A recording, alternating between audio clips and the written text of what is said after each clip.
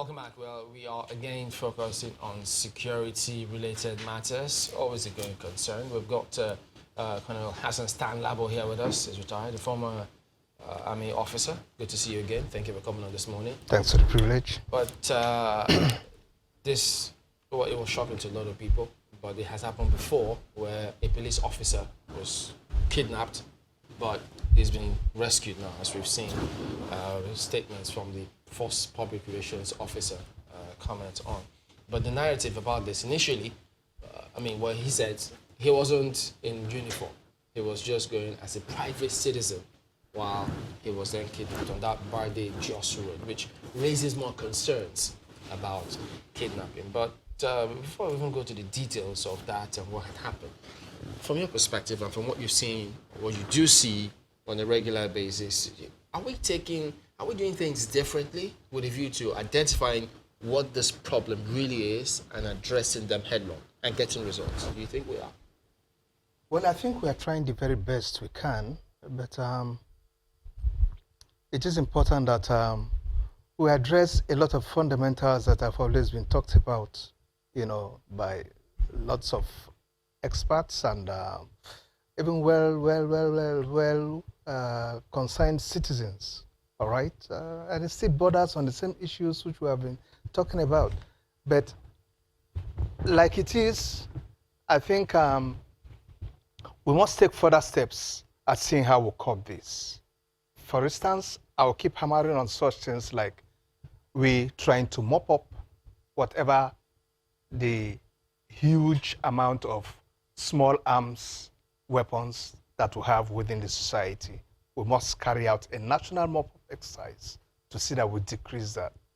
Okay? Secondly, I think one bold step that has been taken by government has to do with the border closure, which is more of, or the intent was more of economic, but I must say it's also helping the security situation on ground, but we could take that a step further. Is that part of what you wanted to address, to prevent arms from coming through those borders? I'm saying that the actual intent is economic, but of course, there are other side advantages which borders on security. Of course, when you... Arms come through ports. Yes, of course. That's what I'm saying, yes. But I know the main intent was economic, all right, to help grow our local industries, help our agri sector, and so on, But I'm so happy about it. But how I wish, and I must emphasize this, I know it's going to bring pains to us as Nigerians, but I wish we could keep this border closure for the next 20, 25 years. Yes, I know what I'm talking about. Why? We've seen nations that have done that and what have come out as the advantages and how they have been able to progress looking inwards. Economically or security-wise?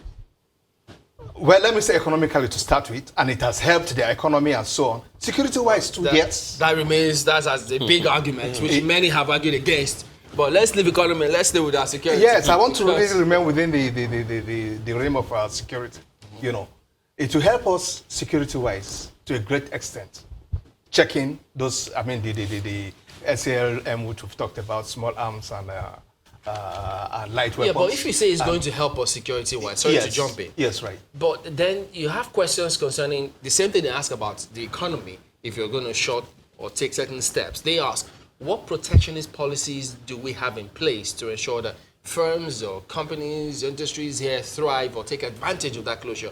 In the same way with this one concerning security, DICON, for instance, are they going to the next level? What is happening if you're going to help us security-wise? What is the position of DICON and what are we doing about it?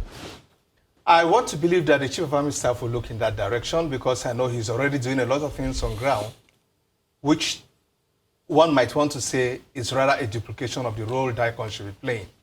I don't know if maybe there are certain policy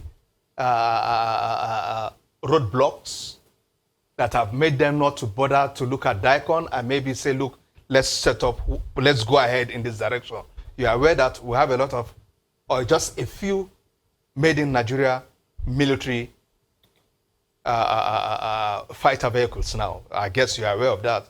There was a lot of launching some few months back or weeks back in respect of that and so on. Should we have a target saying, look, certain ammo can be manufactured here, and we should give ourselves target in terms of what we can achieve in 5, 10 years, as the case may be. There is a thinking in that direction already at the top echelon of the military. I don't have the papers, I've not gone through the papers, but there is a serious thinking in that direction. If only because we are a nation where leaders will start one thing, another leader comes in and abandon that and starts a fresh different thing because everybody wants something to be identified to him. I wish there could be continuity. We could see governance or governing as a continuum and proceed on. The line in which the present chief is going on, I mean the chief of army staff, and even the chief of air staff too, he's doing similar things. If those coming after them could just continue from there with the same, push and enthusiasm, I think in another 10 years, we should be saying, yes, we are in the right place. It should give anyone concern that just about anybody can be picked up at any time. And I'm sure it gives you similar concern. Yeah. So our attention had been on certain roads before, and now it's on another tangent entirely. And the incidents that we're talking about here, the police say it's what they call incidental, abduction. How many of that do we have to endure before we nip the issue of insecurity in the bud? I wouldn't want to go by semantics, whether incidental or not incidental. The most important thing is that we have a problem on ground and it rests upon the military to fix it. Military or police? Both the military and the paramilitary. That's within the realm which the police falls into. Do you think we have a duty? Do you think the security forces, security operatives, do you think they are overwhelmed? There are certain things I don't want to say on air, but I think we need to really look at our military seriously as a nation. Military or police? Look, national security. I think that encompasses both. I think too much lip service is being paid as to what we think should be done and whether we are doing it. It's not a matter of coming on air and blab and we'll go back, we don't take any action. So what are we missing out? We're missing out on a great things. Okay, let's put it this way. How much of technical integration have we brought into bear on the operation itself? To what extent is our surveillance activities backed up technically with high tech? I was very happy a few weeks back when I learned we received about 6 Mi-35. Those are rugged choppers with the Air Force. I think we used to have only 1 or 2. With that, I think it's going to really boost the air component capability as far as national security is concerned. I wish, and they cost a lot. Each one went for about $46 million or so, or pounds, I think, which is a huge sum when you convert it to our naira. The point I'm trying to make is that we need to really make up our mind to push money into acquiring high tech for the military. We are pushing money. We ain't pushing enough. Wow. What? I'm sorry to say that. I know some guys who feel, why is this guy saying this? In spite of all the funds We that ain't has been pushing. pushed. We are not doing enough. Ask me why I said we are not doing enough. If we were to be Togo or Benin Republic, yes, you are doing enough. Those are mere states. For the in size Nigeria. of a population, you mean? Look at your size, look at your landmass, look at your role within the, what do I call it, the sub-region, and so on. Whether we like it or not, we are a nation which by now should be using our defense force in projecting our foreign policy. But don't you... Whether we like it or not. But I want to if we believe... relax, sorry, sir. Pardon. If we relax and continue to look, smaller nations will begin to slap us in the face. We must take our defense and national security serious. We are not. So don't you think... It is therefore making smaller nations around us to undermine us, to look us into the eyes. These are nations that couldn't do this 20 years back. We are. I guess it's a safe place to come in now. But don't you think the authorities are aware of this? I mean, it's obvious. So if the authorities are aware of this, especially in terms of funding, why aren't we putting more funds into it? Because I'm not sure I get it. Why are we putting in more? Why aren't we putting in more funds? Okay. Exactly. The authorities are aware of it. The problem or the challenge we have on ground, and I must say this, is that there's a high paucity of fund. We aren't as financially strong as we used to be. It therefore calls for high-level prioritization. What do you need now? What must you do first? And if we are saying what must you do first, to me, in order of priority, security, infrastructure, education, health. If we handle those four, I think this country will be in a good stead. All right, let's see what else the perspective is there. Let's get to Abuja. Makba? Yes, we have with us right now Dr. Mko Onduna, who is a public affairs analyst. He's also the Special Assistant Media to the Minister of Special Duties and Intergovernmental Affairs. You're welcome to Sunrise Daily. Thank you. When you heard, I mean, I'm sure you have also heard our guest in Lagos, but when you heard about the kidnapping of the ACP, Musa Rambo, what went through your mind that, you know, that a whole police officer could also be, you know, will I say, a victim of this menace going on in the country? Yeah, the issue of the kidnap of ACP Rambo is quite unfortunate, but we have to look at it beyond the mere kidnap of the Assistant Commissioner of Police. The issue is that we have to look at the issue of insecurity in line with nature and character of the state. There are a lot of factors that critically affect what we call security.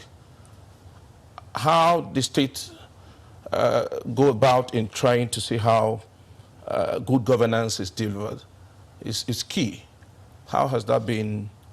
I mean, that has been the issue, because one, insecurity arises most times because of unemployment. Of course, you also have the issue of imbalance in the sharing of state resources and advantages. You also look at it from the angle of how the borders are.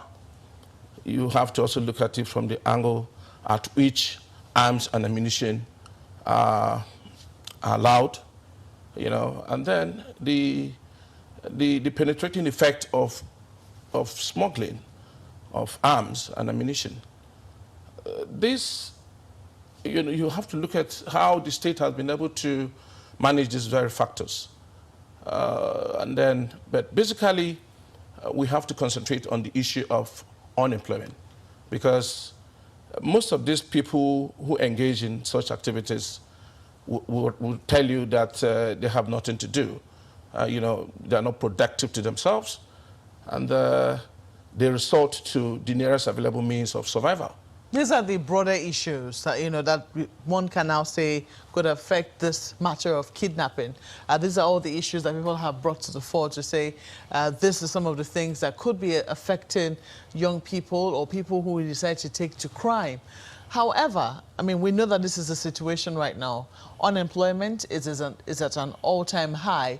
Crime and criminality is also at an all-time high. We also know that the police says we have been putting strategies in place to combat this. Would you say that any of the strategies we are putting in place to combat the immediate problem of kidnapping is working? And do you see us putting in place any broader plans to take care of the underlying issues? For instance, unemployment, you know, equitable distribution of state resources and things of the sort. Do you see that happening? Yeah, I'm optimistic about Mr. President's agenda on lifting about 100 Nigerians out of, 100 million Indeed. Nigerians out of Poverty poverty in a period of 10 years. And Yes. I am in conformity with his master plan. You know, the idea so far, I believe, has rendered sufficient results.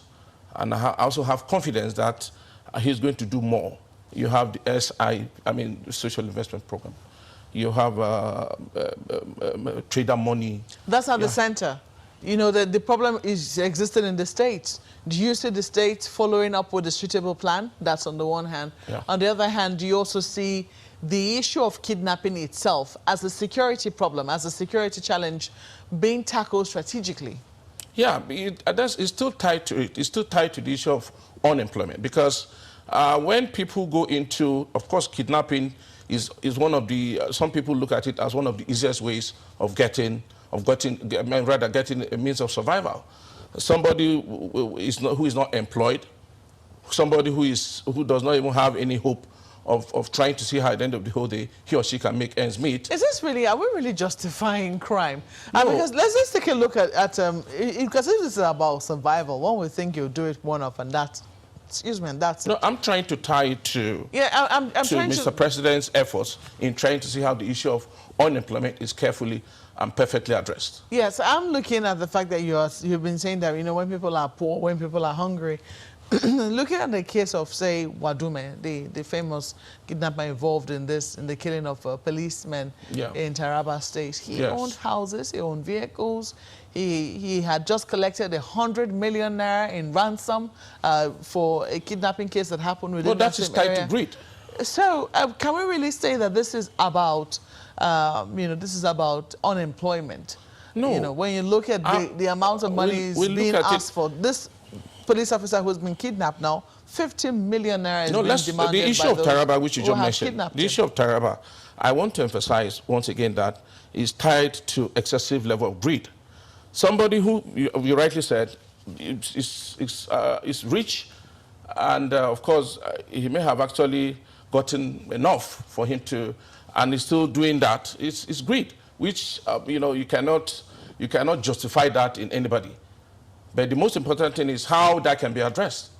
And of course, as I said, the security machinery of Mr. President is really, really aggressive towards addressing such. Boko Haram, for instance, you and I are aware that to a very large extent it has been neutralized. And of course, there are about 13 operations of the Nigerian state in trying to address issues of such criminalities and terrorism. So, of course, kidnapping too.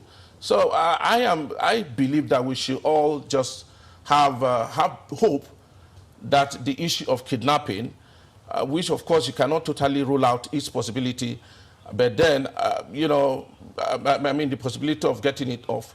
But I believe that Mr. President will certainly do his best possible to see that that is, aggressively reduced. Well, we just have some breaking news coming in now that the ACP who was kidnapped has now been released.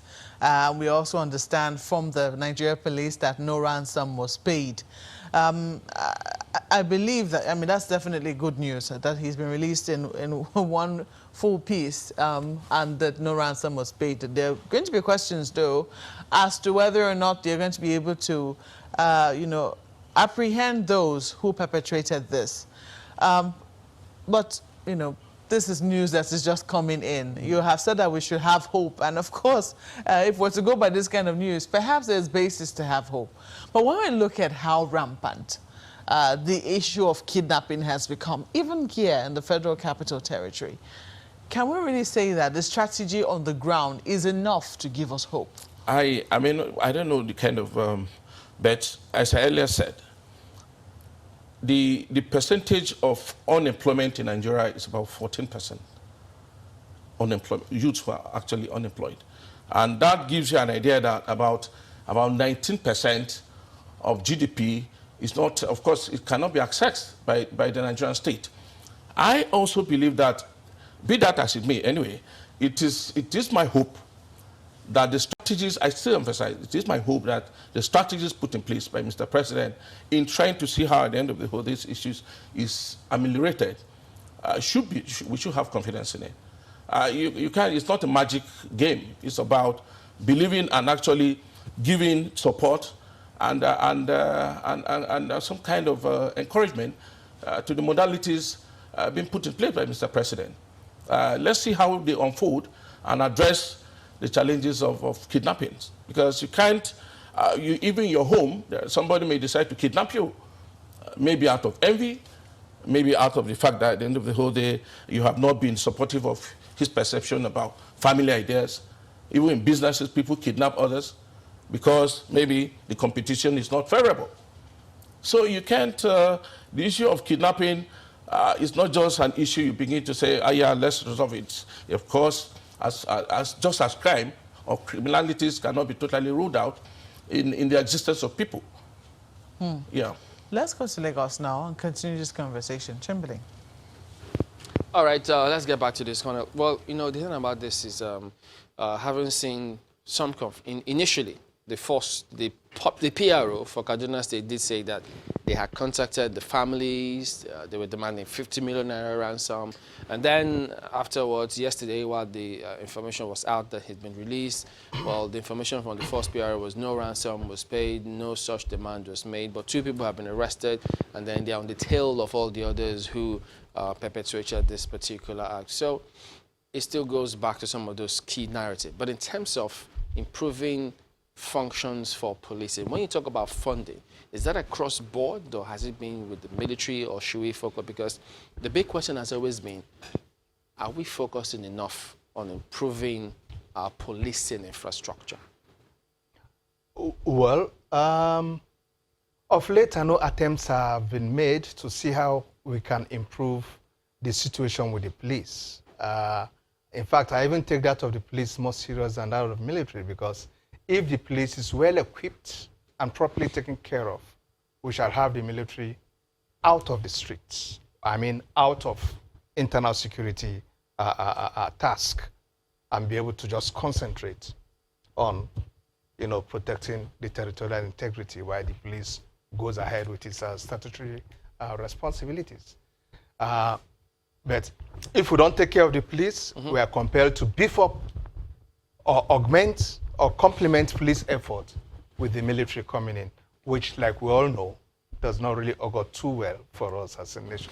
So on the part of the citizens, yes, have please. you seen the kind of reaction or attention paid as should be? Because we know in some of the climes when you have this kind of challenge, you see that security consciousness or awareness on the part of the citizenry go top notch. Maybe the level of warning, the signals are there, the citizenry can internalize those messages.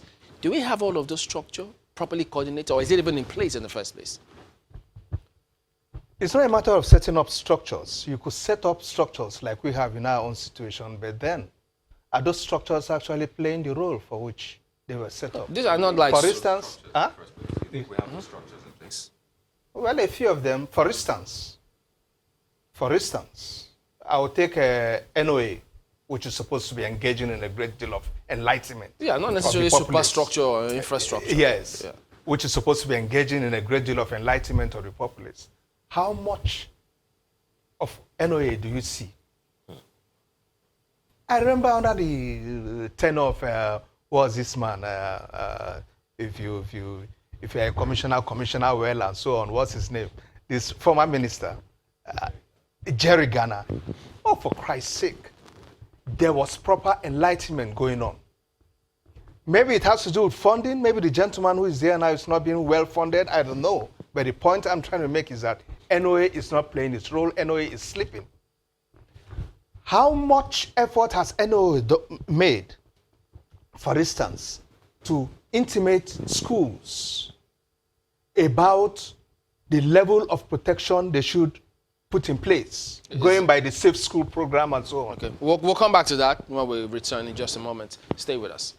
Welcome back. It's our concluding moment here on this particular matter. Well, Colonel, you were speaking about the functions of NOA, but is it really that of NOA to disseminate such security-related information to schools and to the citizenry? Where is the army, the police, who are our experts in this field? The NOA is an organ on its own that is supposed to serve like the propaganda machine of the country, especially if a nation is at war. Propaganda. Yes. Oh. Okay. And given the situation in which we find ourselves, which is more or less an internal thing, I expect the NOA to be awakening the citizenry, okay, from whatever slumber we may find ourselves by availing us necessary information that will be able to help, you know, give us the enablement to be able to have the requisite resilience to the situation on ground.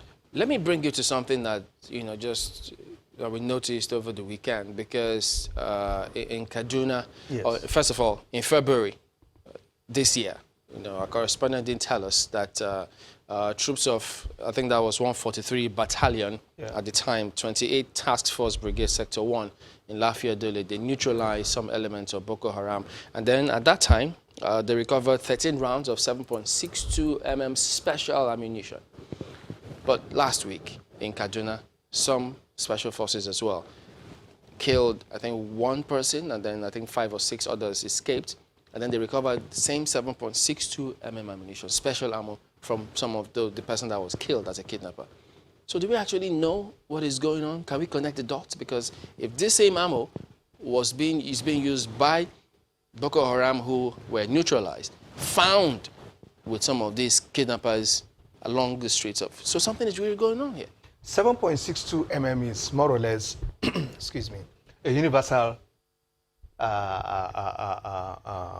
do I say, brand of ammo. It's used by both Kalashnikov, it's used by several small arms weapons, okay? So, in fact, if they had found anything outside 7.62 mm, then one would be wondering. That is the commonest you can find, all right? So, it's really no big deal, okay, linking it up. I mean, that's what, all you just need to do is look at the weapon. From the weapon, you know the sort of ammunition that you expect to find in But are we connecting any dots to ensure that, look, because if we're talking about who are these persons who are carrying out this, where are they coming from? Have we been able to identify any such thing, such that citizens can volunteer information if they think, okay, I saw something like this, similar to what had been said? Do we have that going on? I think our concern should be, where is this, what is the source of this? The same thing. Yes. What is the source of these weapons? We know that these guys have external assistance from outside. Yeah, but That's why I talked about border the other time. You see, the northern fringes, right down to the northeast alone, has about 1,571 footpaths that are not manned, leading into the Maghreb. That's North Africa. I said footpaths that are not manned. We are talking of only the northern and then down to the northeast fringes. so will it have any effect if you close the regular borders and these ones that are not manned remain unmanned? Now that we have closed the regular borders, I expect that we further make efforts. You know, I was trying to discuss border elaborately the other time before the discussion had to tilt, okay? I have advocated for an elite military border protection force that will be concerned specifically with manning our borders. There is so much laxity in the way we man our borders. I mean laxity. I've served in the borders, so I know what I'm talking about. There's so much compromise that has greater negative impact on our national security. At times, we wonder whether some of the guys in charge of our borders are conscious of our national security. Thank God the customs is beginning to sit up, maybe because a Colonel Ali is there. We know him for who he is. Maybe. Otherwise, frankly speaking, even when we were posted to the borders on our military duties by virtue of our unit location and so on, there was nothing you could do, because what do you tell a custom officer? You want to teach him his job? So you just watch and shake your head at what is happening with this country. Is it immigration you want to talk of? We need an effective elite military border protection force that can block most of these loopholes. We know them. Well, we also need that awareness on the part of the citizenry to also help that Yes. we all work together with the Yes. relevant authorities. Always a pleasure to have you on, retired Colonel. Thank you for coming on this morning. Well, Makwe? Well, indeed, the passion with which Colonel Stan Labo is speaking this morning, I wish, it could translate into blocking the borders. But we still have with us Dr. Mko Ondona, who is, he is a public affairs analyst and is also special assistant media to the Minister of Special Duties and Intergovernmental Affairs. What are your closing thoughts on this matter? You have said that Nigerians should be optimistic. You say you have hope in the strategy of the president. However, for those who still have concerns, what would you say? I mean, he's talked about the borders right now. He's talked about laxity in the borders and things of the sort. What would you say to Nigerians in terms of also looking after their own personal security? Yeah, I quite agree with the speaker over there on the improvement. I mean, over the issue of surveillance on our porous borders and coastal regions. It also, I think, it goes beyond that to some extent, because apart from the executive arm of government, we also have the judiciary and the legislature, which I believe have very key roles to play. There should be appropriate legislations on punitive measures as to handling and managing crimes and criminals. For instance, We don't have enough of that? Of course, I believe that there should be improvement, because, like the judiciary, I want to believe also that the terms and sentences sometimes given to terrorists and criminals does not really, or rather do not really sometimes meet up with what is expected to serve as deterrence to criminals. No, you want it to be stronger? Yeah, let it be stiff, a little bit stiff. Well, there'll be huge questions to ask as to how many people actually even go through the process as it is. But, let's leave it where you say, what you're looking to see. We have to thank you for coming on Sunrise Elite this morning. Dr. Mko Ondona is a public affairs analyst. He's also the special assistant media to the Minister of Special Duties and Intergovernmental Affairs. Sunrise Elite continues in a moment with another topic. Please stay with us.